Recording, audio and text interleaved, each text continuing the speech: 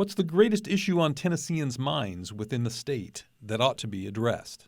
Well, I think, education is always one of the biggest things that comes down the pipe in the legislature, and how we move forward with legislation on that is extremely important. Do we try to grow private education? Education is going to grow whether we want it to or not. We talked about growth. We talked about our population growing. Many of that is families moving here with kids, okay? And so we have to address those issues.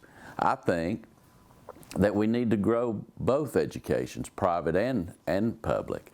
Not in a big manner, but I think that it's time to start opening our minds to growing both kinds of education. So I look forward to working on that. There'll be many thoughts and many different kinds of legislation coming on that.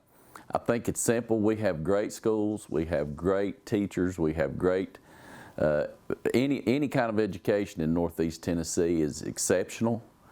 So we don't want to do anything to mess that up. That is a given, but I look forward to where a parent can have some sort of choice. So, I think that'll be one of the big things that we can work on this year.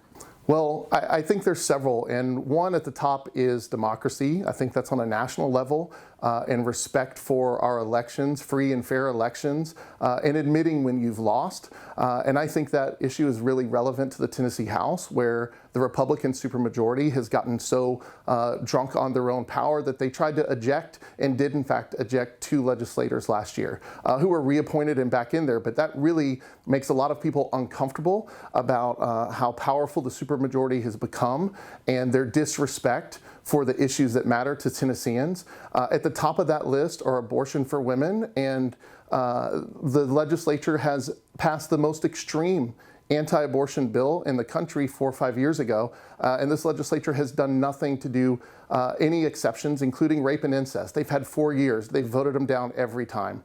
Last year, the expulsion of the legislators happened on the heels of mothers petitioning the legislature after the Covenant shooting. So we have a supermajority that refuses to listen to constituents and to concerned citizens. And so that's the important issue, that people feel they're not being heard and nothing's being done for them. And as it pertains to the most recent events, we need to make sure that Appalachia and East Tennessee is not forgotten, that by the time January rolls around, the people who are still without homes and struggling to get back to their life, that they're not forgotten by this legislature. So that's what we're going to do, is make sure the voices here in Washington County are heard.